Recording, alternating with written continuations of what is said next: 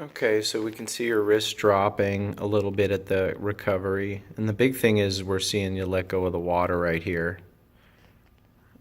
You can see right there how your elbow drops below your wrist. Your wrist really isn't engaged in the water, and so you're losing leverage. You don't actually get any power until you're right about there with that hand that's on the other side. So get the elbow up, arm over the barrel.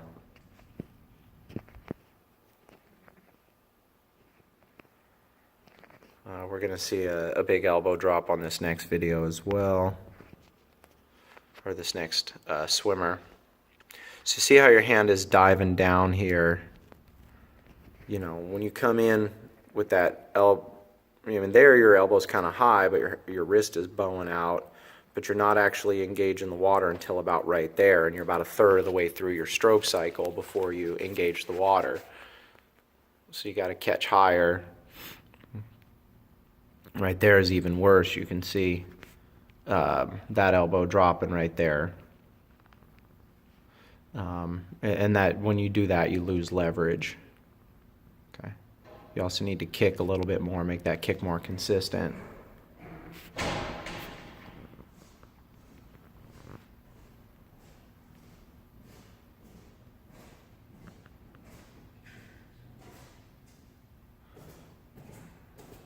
Okay.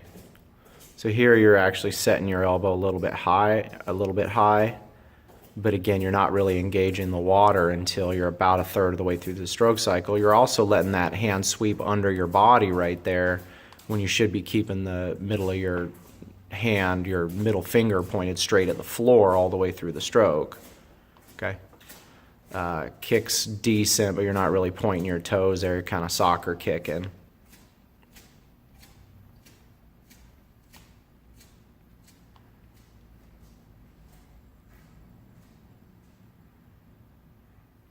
Okay, pretty good engagement there with the arms.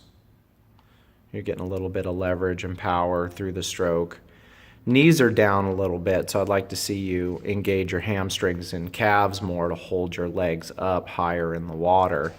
That'll help a little bit more power in the core, and leaning forward on the top of your chest will allow you to get your hips up as well. Part of it's a balance issue.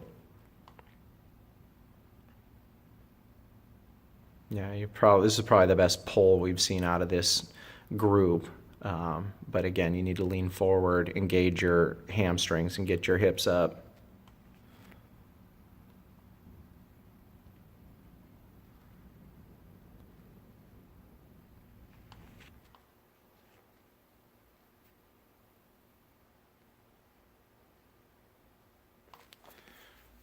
And this should be the last swimmer in the squad right here.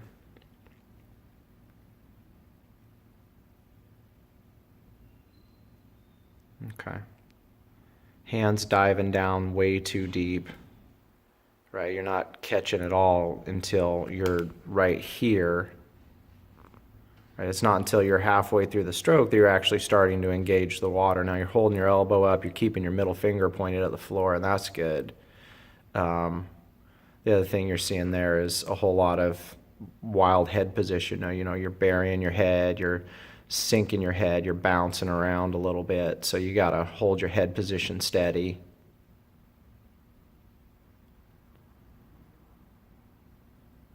Kicks a little uncoordinated, but not too bad.